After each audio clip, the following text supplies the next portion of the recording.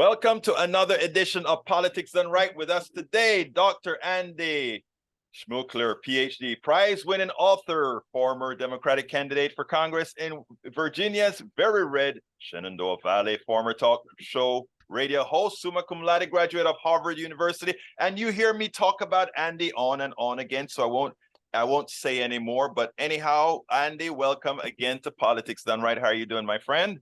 I'm fine. Looking forward to our next conversation. Yes. Well, actually, we have a continuing conversation. You are going to be having a wonderful dinner date with a wonderful or a couple of nice Republicans who somehow you wonder how they could have adapted maybe some nature of what has become a fascist being in our country. Anyway, how are you doing today? I'm doing fine. And you know, the thing, I wrote a piece, I published it as one of my weekly op-eds sometime last year, about the teeter-totter as a metaphor for how American politics destiny gets decided. That and what I think has happened over the last generation is that a lot of people that we would have said were good people, good Americans, you know, good, your neighbors or whatever, got pulled over in the teeter-totter on which if good outweighs evil, then good things happen. If the weight goes to the other side, then a lot of destructive things happen. And what has happened in America over the last generation or 30 years is that the teeter-totter has tilted such that there have been some good people who, if you looked at the people in like early 70s, they're younger than me by a little bit, but so they probably first became aware of there being a president of the United States when Eisenhower was president. That they grew up and they were probably, if history were to look at their political participation all the way up until, Clinton becoming president, let's say, you would have said that they were quite defensible, that maybe even they were constructive in their total political. I mean, they've joined volunteer organizations. They help with childcare. They try to establish a YMCA in the community. They are people who are public spirited in their lives. And I bet that they had a very defensible political record back.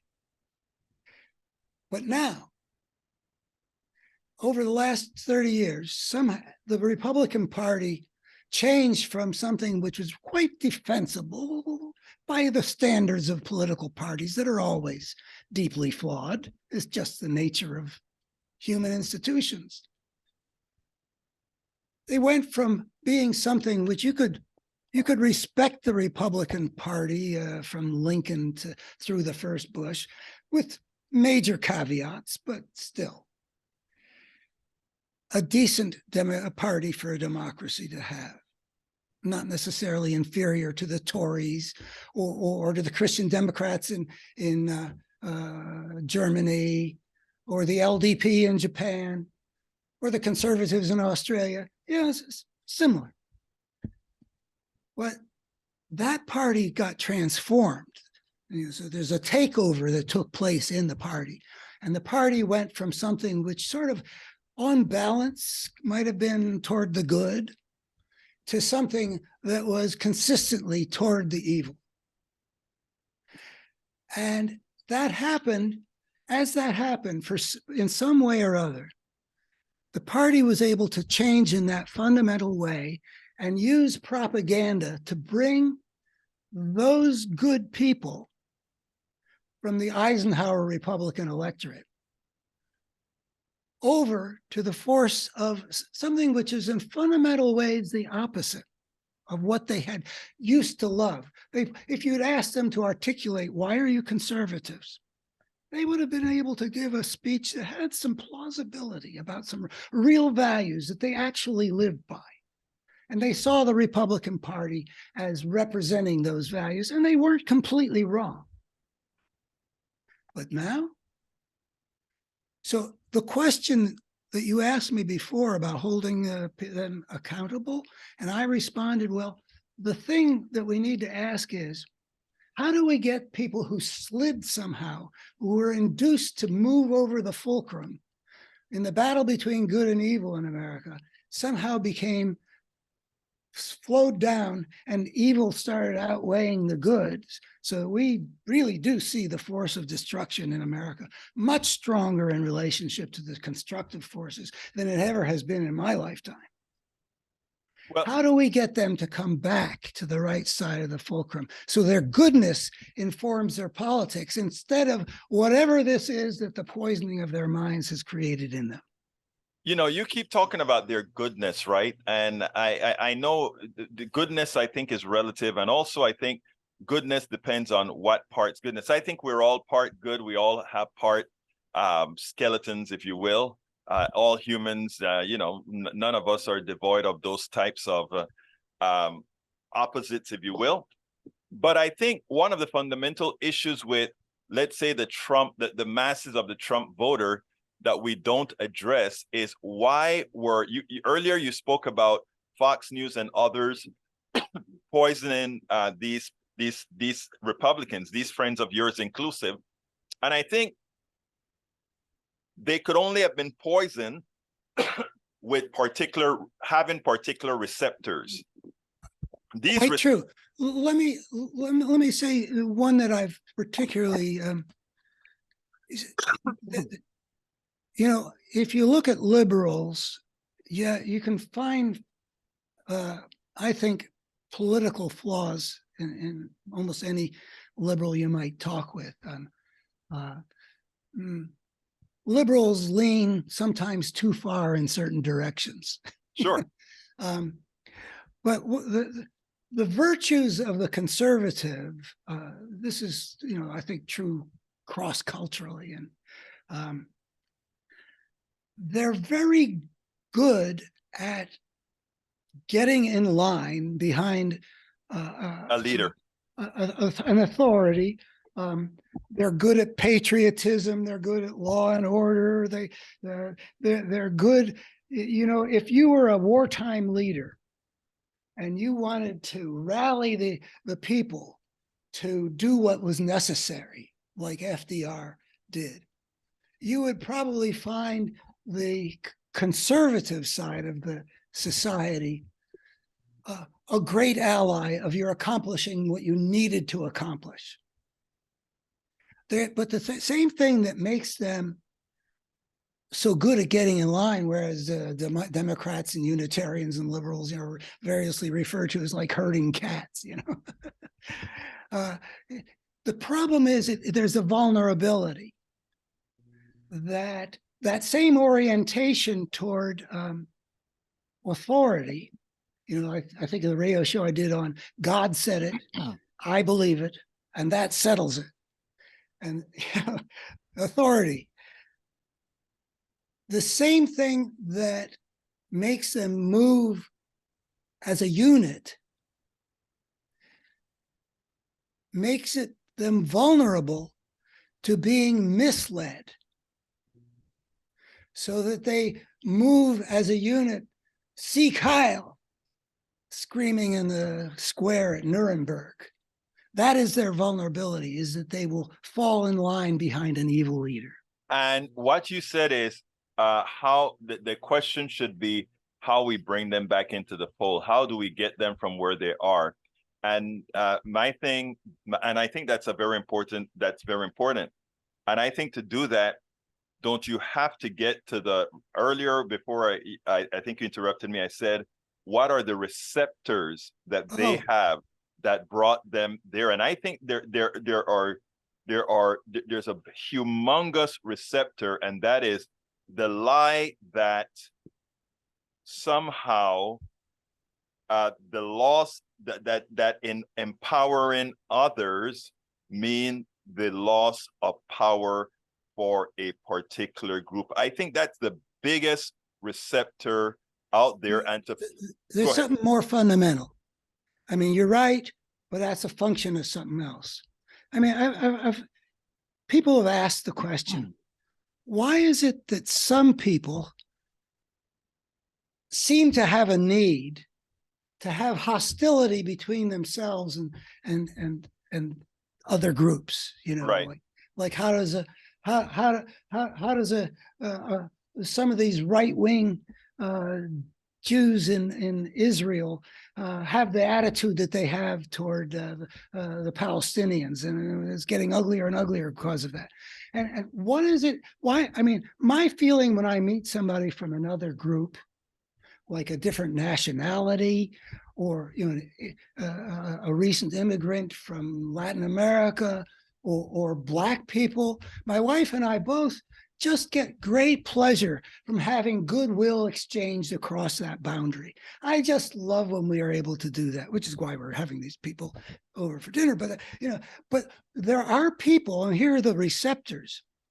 There are people who have a need for, say, in America, for Blacks to be something different from what they are, something less than human, something worthy of hating. That receptor has been there throughout the history, certainly, from before. It's been there forever in America. And why is it that some people are moved to reach out with a hand of goodwill across those boundaries, and some people want to make war across those boundaries? And then you get into child rearing and all kinds of personality dynamics. And it's been written about the authoritarian personality, big important psychological study done after World War II, when they weren't asking about white and Black, they were asking about how did the Holocaust happen. But yeah, there are people who have these receptors, and it's a function of the whole structure of the culture. Which, I mean, I have a son who went to elementary school here, and there was a rule. He was drinking water from a drinking fountain, and a teacher said, "You've been there for more than 5 seconds. It's time to leave." That's the rule. 5 seconds you get at the drinking fountain. Who the hell needs to legislate that?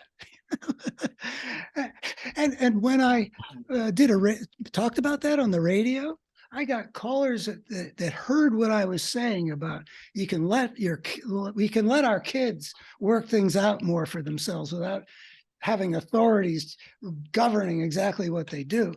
I got calls from people out there who heard me as saying, "You're calling for anarchy." So yeah, there's a lot of stuff. It's real deep in the culture. A lot of stuff having to do with power, a lot of stuff having to do with order and the need for war to be waged to have good order get achieved. But Andy, I want to circle back at the receptors again, because I want to get that. I want to get that covered, and because I think you already pointed out that, yeah, there are people who have these receptors. Black, white is one of those receptors. Jewish, not Jew is another one of these receptors. But for those receptors to be activated, I think it had to make those others some sort of a villain that's going to hurt you. It's sort of like the survivability thing that intrinsic survivability, if you will. Well, healing our culture about the feelings about race is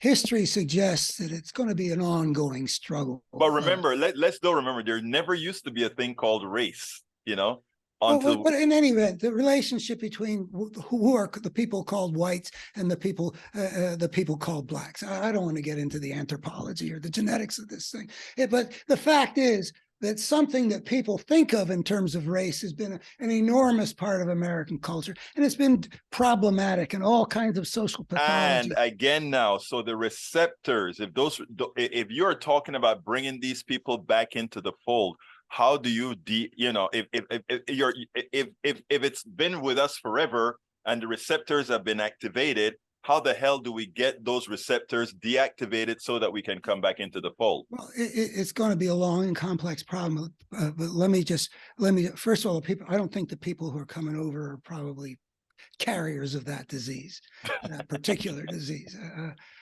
I don't have that sense. Though they might, one couple might be. The other guy with that distinguished naval career. I just don't think that that's what I pick up from him. He said something about how he abhorred slavery. We were discussing him and me as Thomas Jefferson and John But you know, Adams. abhorring slavery and thinking you're equal are two different things. That's true. I mean, even Abraham Lincoln, I don't think He didn't think folks were equal. True. Yeah. But he had love. And I think that matters most. You know, it's basically goodwill and kindness versus cruelty and injury. So anyway, I'm thinking that it's the short-term thing is to understand that if we go back to the America of Jimmy Carter, and sort of were able to perceive the fires of racism burning in the minds and hearts of white Americans. And then compared that picture with the fires burning now over the last, since Trump became president, at least, you know, but growingly, from Newt Gingrich and Rush Limbaugh all the way on, you would see that the fires were the embers were being blown on. So the receptor was always there, but you had to add the exploitation of that vulnerability by the fascistic force. And so part of the thing is to weaken the fascistic force. And what's going on right now with Fox and Dominion voting machines is part of the battle. It doesn't heal American racism, but we can take power away from Fox News. I'm not saying that's going to happen, but there are various intelligent people that I'm following who see scenarios in which Rupert Murdoch, Fox News, get taken out of the picture. You know, and people can argue, I think plausibly, if there are no Fox News, there would have been no violent insurrection. I don't know if that's true, but it can be reasonably argued. I think that if Fox News gets taken off, there'll be a loss of power to keep feeding the poison into the minds of tens of millions of people, some of whom were willing to invade the Capitol and try to overturn election because of the lies that Fox knowingly told. And now that's been exposed, and that may be part of how we get the power of fascism to retreat. It's one battle. The battlefield is multi-level. We even have to care about how our children get brought up. Because if we could raise more, I think the answer to the question, why do some people have goodwill across boundaries and other people make war of it? It's got to do with what is done to the child when it gets socialized. If the socialization feels like the force from the outside is making war on who the person is, there's got to be a boundary and there's got to be a conflict. And since interior conflict is very painful, it is a relief to say it's not a problem if I'm broken. There is those people out there, the Jews that we send to the camps, or the blacks that we oppress Slave. with. Yeah. Let me tell you this, okay? Because you just hit a very important number there when you talk about it's how the child is socialized. And you know who else notice all of that? The powers that be. When you see DeSantis and the crowd who are trying to talk about critical thinking and not allowing critical thinking and throwing away books and all that kind of stuff and diminishing learning, that is exactly where we're going. And I'm glad that you brought that particular portion up with regards to it's how you socialize kids going forward, because and DeSantis focus on you make a really interesting point there, bringing in DeSantis as the political figure, and then there's the educational system, which has got to do with how we bring up our children. Right. And DeSantis, his every move sort of drips with fascistic impulse. And here's the deal. We were talking about those receptors, and I asked you, how do we how do we attenuate those receptors or get rid of them altogether? And that's what the critical thinking is. Because if one is critically thinking, they realize that we are all pretty much darn the same. You're critically thinking and you learn these things and you learn what has happened in the past to change all of this. And guess what? The receptors are nullified.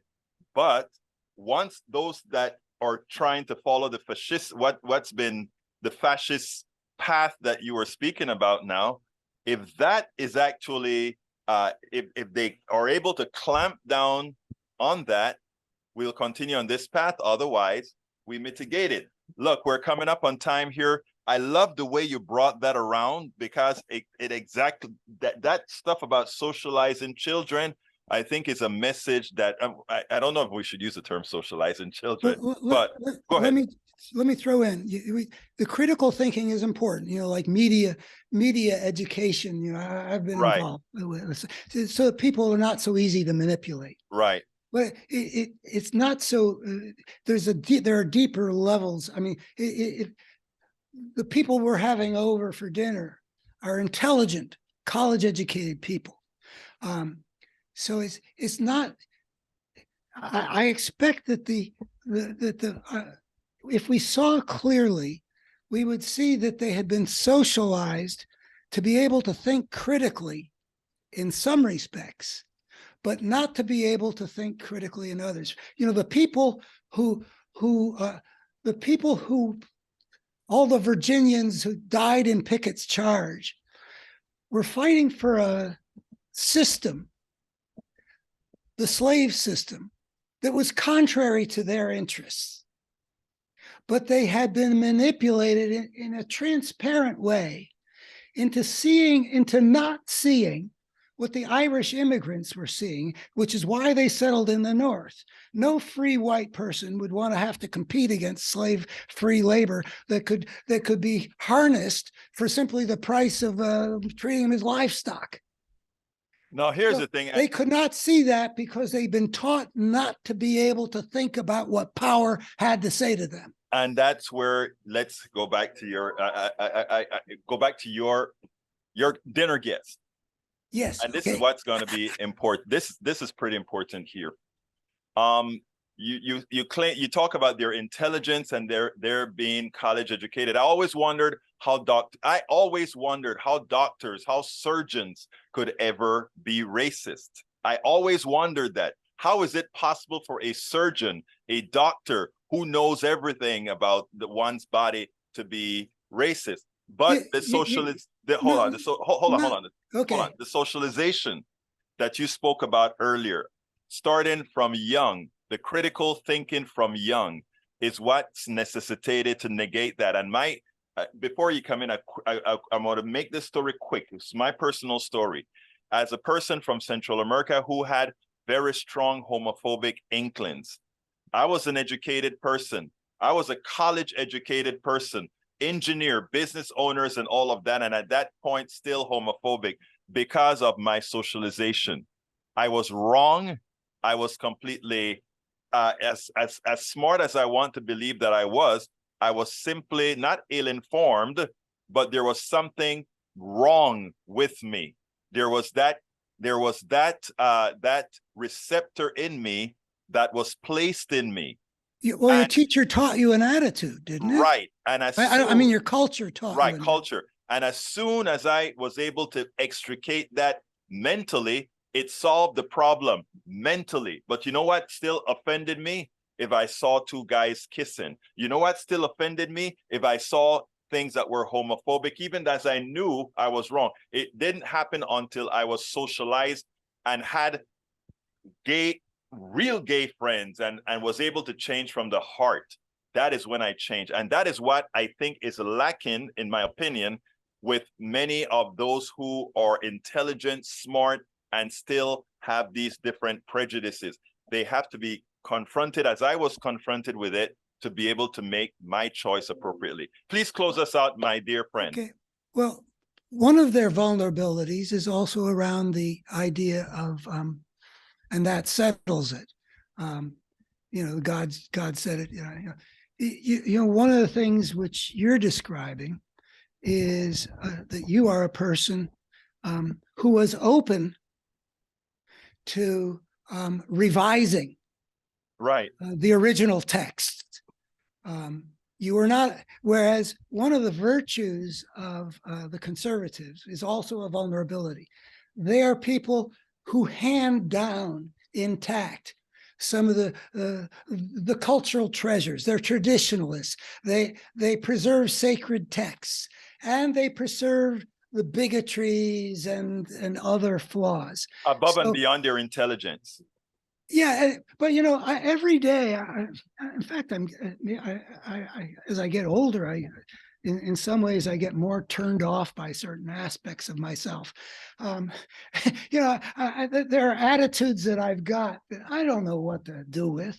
I don't agree with these attitudes, but the feelings are somewhat visceral, or you know, at a deeper level. And you know, when you think about, it's not about race. So, no, actually, you know, when I think about physical contact between me and a Black person, it's not exactly the same feeling as a feeling of, you know, I don't believe in that shit, excuse me, but there it is.